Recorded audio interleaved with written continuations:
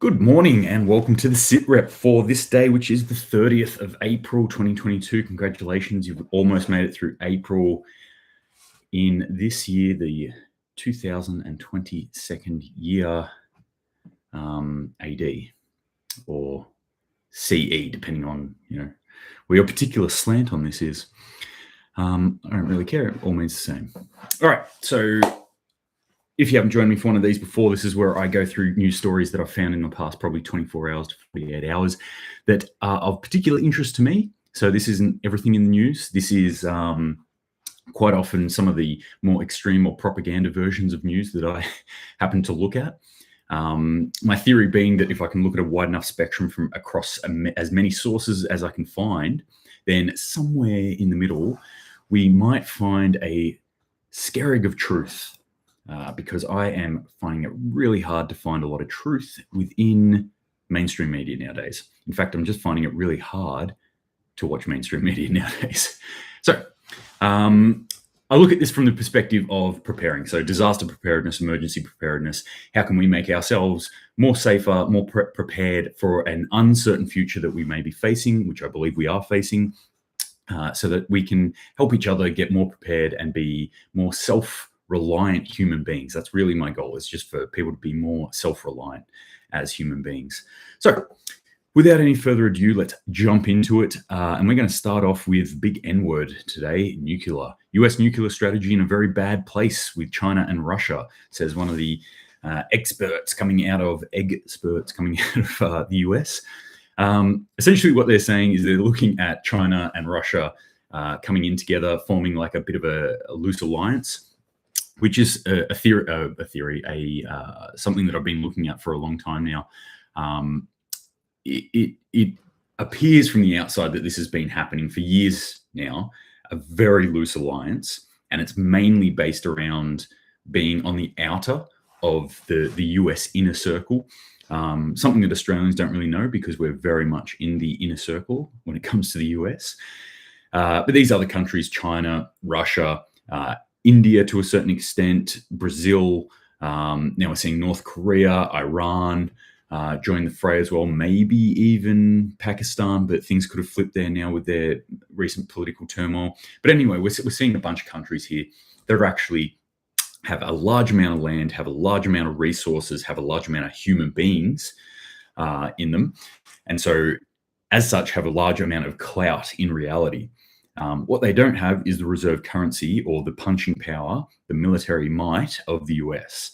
So they've kind of been, in this sort of quasi alliance. And now with what's happening in the world, they are forming much, much tighter ties with each other. So Russia, China, military tying in, and China's just come out and said, we are going into the next gear of nuclear arsenal now. We are arming up.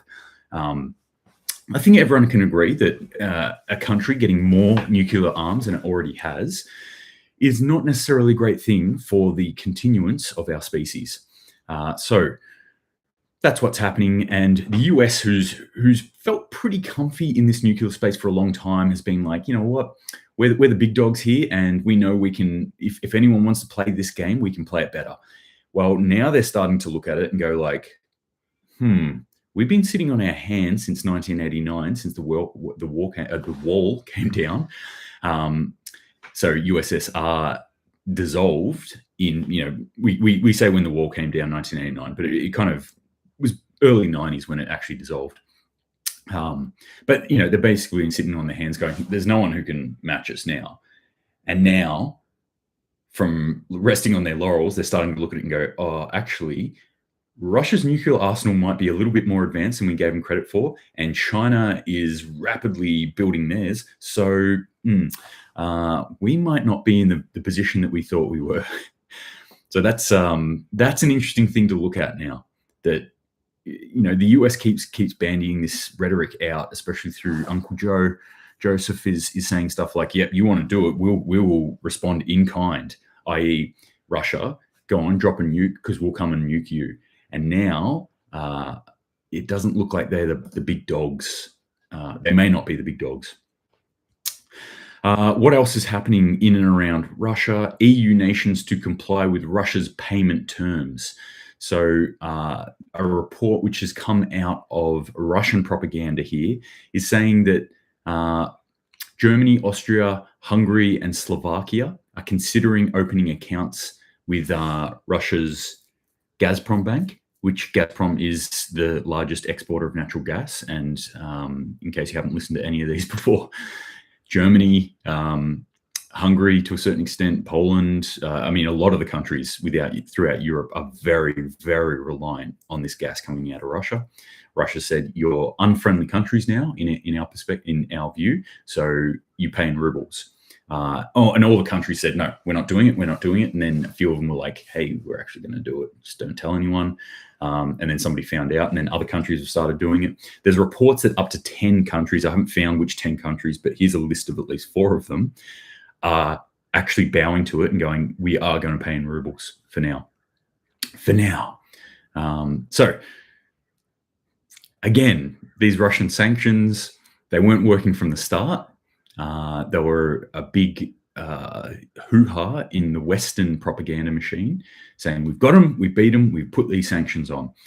And if you were like me, and these are the sort of things that I was looking at and reporting on, I'm like, they're still selling to South American countries, they're still selling to India, they're still selling to China, and China takes a lot as well. So how are we winning that exactly? And who's it punishing? Europe. So Europe's actually having to bow to that pressure now. I think that's going to probably cause friction between European countries and US countries, because US has basically come out and said, hey, Europe, just take the hit for us on this one. Don't know how long that's going to last. To be honest, I don't think very long at all. Okay, what else is happening in this area? Again, my story is a John section of this war, as I think it is pretty much the internet. I must be talking about the wrong people again. The internet just cut out. As Russia starts to push up into Moldova, and this now begins a new phase of the war where they spill outside the borders of Ukraine, based on the Transnistria breakaway section of Moldova. I think that's going to be the way that Russia's going to sell this and legitimize it, and then they're going to push up probably through Odessa into this area, enveloping Ukraine, and then possibly moving on Moldova itself. But we've got Bulgaria and Russia, at least. So Bulgaria and Israel. Bulgaria borders there. Israel has not much to do with it, but Israel is relatively jumpy, I guess, when it comes to things like this. They're both told their citizens and their nationals to head out, get out now. So they're looking at this and they're going, yep, no, this is not going the right way. I think we'll start to see a lot more reports about this. We'll start to see other countries going to their citizens within Moldova, get out. And then I think we might even start to see it in countries surrounding that. Western countries going to places like Bulgaria to their citizens within maybe even Romania, possibly Hungary and Poland next, saying, yep, time to go, time to leave. And this is the precursor. This is the sort of stuff that I'm looking at going like, I've been worried about this spilling out of Ukraine. This is the first solid sign, I believe, that it's spilling out of Ukraine right now. What's happening with the northern friends? Norway closes its border to Russian trucks, ports, and its ports to all Russian ships, except for fishing. So Norway's closed off. Norway has never been friendly with Russia. Norway does not like Russia. Norway is very fearful and has been for many, many years about Russian invasion, about the threat that Russia poses to them. But add into this is just another thing where we're watching what Sweden and Finland are doing. So Norway does share a border, but not nearly as long a border as Finland does. But we're watching Finland, Sweden look like they're going to join NATO, not in the not too distant future. And Norway's now closed its border to all of Russian forces, to Russian trucks. Let's bring it down to the subcontinent area, Sri Lanka again. They're back into riots, mass government protests. They're demanding that the PM, I'm going to butcher this, Mahinda Rajapaksa, Mahinda Rajapaksa, their PM. Hopefully, if any of my Sri Lankan friends are out there, they can correct me on the correct pronunciation of that. But that's my version of it, at least. Their PM, the people are calling for the resignation of the PM. So what's been happening there? Sri Lanka is seeing the absolute worst, the most severe economic crisis. It's in full economic collapse. This is a country in economic collapse. If you want to know what an economic collapse looks like, bang, go look at what's happening in Sri Lanka right now. This is the worst they've ever had since they gained independence, since they became a country.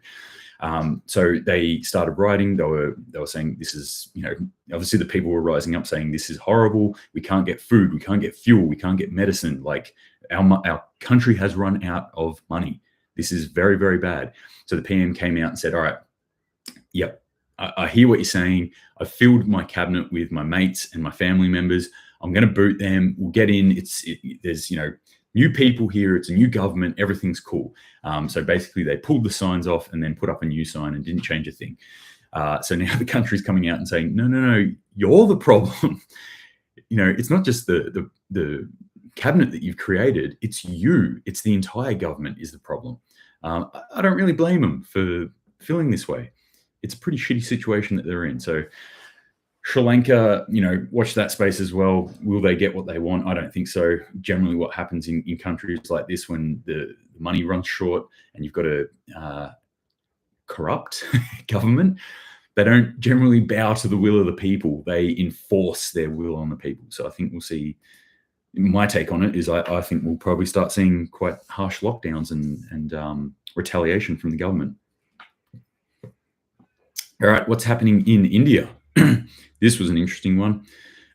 There's some videos and some footage and shots coming out from New Delhi of a mountain of trash that got set fire and has gone out of control. So it's this huge, it's like an actual mountain of rubbish that is now on fire and cannot be put out, which is obviously spewing acrid smoke everywhere. From my time in Afghanistan on the army base there, I remember we just had a big trash pile that was just constantly burning and they just push more trash into it every day. And that stuff, it does not smell nice and it is not good for you. It is actually horrific for your health. So I'm feeling for the people in New Delhi today that are having to be exposed to this, and their fire authorities basically came out and said, it's out of control. We can't do anything about this. This is going to burn. Apparently it can be seen from space as well. So that's great. The great burning mountain, trash mountain of New Delhi.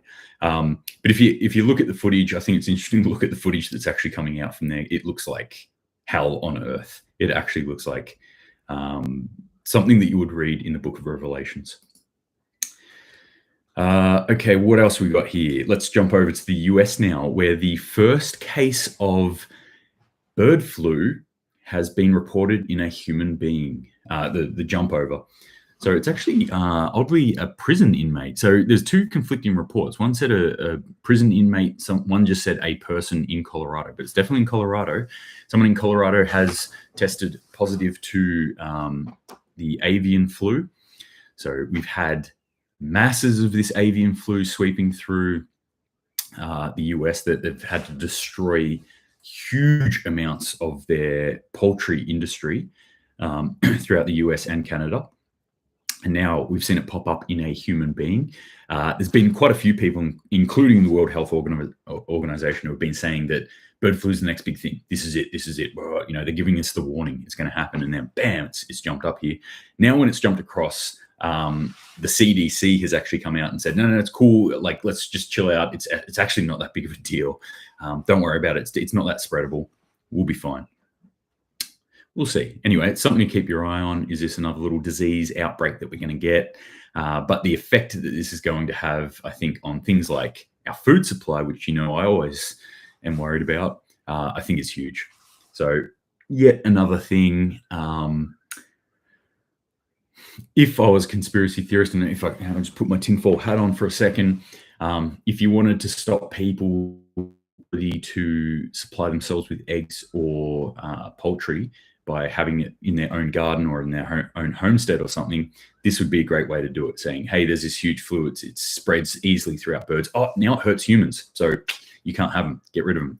It's illegal to have this in your backyard now. I would be a big. I'm a big advocate for people having their own food supply, obviously. So this is a worrying trend. There has been another case. There was a case reported earlier in the year in the UK. So it didn't blow up or anything. It didn't, go like COVID or anything like that. So yeah.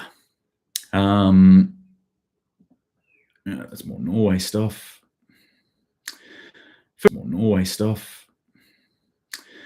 First shipment of coal being bought in yuan, going to China. Often talk about this. The financial system that we're under is in a state of upheaval right now. We're seeing it all change over. It's been the petrodollar, as in it's been linked to the petrol price, being linked to the US dollar. Those two things holding firm for, what are we on? Probably almost 40 years now, at least. And what we're seeing is a big change now. So petrol might not be bought in dollars anymore. Things like coal and other energy sector commodities can be bought in other things. And obviously Russia's asking for rubles in their fuel or their energy commodities. And they're also done some sort of agreement here with China, again, creating greater links with China, where they're saying, we've got Russian coal, you've got yuan. I think yuan's worth something. So let's just do this and this and cut America totally out of the picture. So another reason why these sanctions aren't working, and another thing that we can look at and go, yep, that's another nail in the coffin of the US homogeny, the US petrodollar. Some more stuff that's happening up north. Sweden to bypass referendum on NATO. So they're not actually going to ask their citizens, they're just going to do it. They're saying that this isn't a decision that really requires, it's not suitable for a referendum. We don't need to get everyone to vote on this. It would be a bad idea. In fact, their PM said to have a referendum on this. I'm so interested in this sort of stuff. I kind of like this thing called democracy, but I don't think we actually practice democracy very often. Democracy means that you ask your people, the people of an area of a country, to vote on a situation or an idea, i.e. this. But we rarely do that. What we do is we democratically elect a aristocracy, I guess you'd call them, people who make decisions for us, and then we don't have to think about it. And this is another example of that. Is Sweden joining NATO a big deal? I think so. Should it be voted on by their people? I also think that it probably should be voted on by their people. So that's something that's another little interesting thing that we see happening in our quote unquote democracies. Norway expands military drills in north, increases emergency preparedness, citing the Ukraine war. So Norway's shut their borders down to Russian trucks and boats. And now they're increasing their military drills that they're doing and increasing their emergency preparedness. So Norway and Sweden in particular, and Finland, are actually, I think, quite good as far as how their governments go about emergency preparedness for their people and getting them sort of used to it and trying to get them prepared for an emergency. And it's usually the Russian threat when they're talking about it. So obviously this has stepped up another thing, another step here. Again, we're just constantly looking at this sort of news coming out and going like, how's this situation expanding? How's it getting worse? I think if I was to only watch that Western propaganda side, I would be believing that everything is cool and Russia's on its last legs. The sanctions have crippled them. The war has not gone the way they thought it would. They're about to capitulate and give in. Whereas if we don't listen to the words and actually look at the actions, and this is an action from Norway, then it paints a very different picture indeed. Russia doesn't look like they're about to capitulate. It looks like they're about to ramp up, and everyone else is about to ramp up in like as well. Okay, last couple of things that I'll talk about. The first one is in Venezuela, a country that I have been to and that was in a state of collapse when I was there. They're now having massive power outages. 20,000 families displaced by heavy rains. So they're getting hit by massive flooding events. Mudslides, thousands of homes were destroyed, and we've got 20,000 people who are now essentially out of home or refugees because of this extreme weather event. And as I say, and I'm doing almost one of these stories per day now in a different country in the world because they're just so prolific. And as I like to say, this is something we're going to have to get used to. We're going to have to start thinking about this and planning for this, even where you live. I don't care where you live. Be prepared for fires or floods or earthquakes or tornadoes or hurricanes or whatever it is. These things can happen. And if you're not prepared, imagine now that your home is destroyed and you're out in the street just wearing the clothes that are on your back, or maybe it happened in the middle of the night. So just wearing your underwear or your underwear, or if you're like me, wearing nothing at all when you go to bed. So think about that. Start thinking about, well, maybe I need to build a grab bag. Maybe I need to do things around my house to make it, less flood prone or more fireproof. These things are going to happen, and you don't want to be one person in 20,000 who is now stuck and reliant on handouts. Especially in this situation from a government that is not too great at it. I mean, they're a socialist government, but they're also very, very authoritarian and corrupt. Allianz, which is an insurance company, is to halt insurance for oil gas projects in 2023 amid worsening supply outlook. So I have talked in the past about this idea called peak oil, which used to be something that got banded around quite a bit in certain circles, and I haven't really seen it a lot anymore. People stopped talking about peak oil. It wasn't really a big deal all of a sudden, or at least wasn't being talked about a lot anymore. Peak oil is that point where we are going to consume more oil. We're consuming more oil than we can actually get out of the ground. So we've hit the maximum amount of oil we're going to get, and we're just going to go down and down and down and down until we get to zero, I guess. But peak oil is that point where we're at our max. And perhaps we've gone past it, especially now if we're looking at how long we've been pumping oil out of the ground, and they're saying that at 2023 there might be a supply crisis of oil. That's pretty short time turnaround. Yeah. So, I mean, this is something when you think about if you are reliant, as most of us are, on oil products, then maybe think about changing your life, maybe having some of your own stores of oil built up or petrol built up. These are the sort of things you might want to think about, because you can't always rely on it. And that's undoubtedly going to affect the price of petrol products in the future. So that's something that we need to start thinking about and planning for in the future. Last up, Brazil. Brazil, it's your turn for food shortage crises. Brazil's top farmer to slash fertilizer usage by 25% amid shortage. So I've talked about the impending fertilizer shortage that will be coming. It's no longer impending, it's here. And Brazil's top farmer. So it's not just one dude who's like, I'm the top farmer in Brazil. This is a very large company that owns a lot of land and does a lot of growing. They've basically said they're going to have to cut their usage of fertilizer by 25%. Now, what do you think that's going to do to food? As in food output? It's going to be quite substantial. It's pretty damning news, or pretty alarming news, I think. Again, this is yet another thing that's going to affect food supply in the future. So, I say it every day and I'll say it again. Make sure you're building up some food stores in your house. Make sure you've got more than just a day or two worth of food in your house, or you're not living meal to meal. and really start thinking about gardening or plugging in with local farmers or even just local gardeners, doing food swaps, buying things off people, because all that sort of stuff, it encourages them to grow more.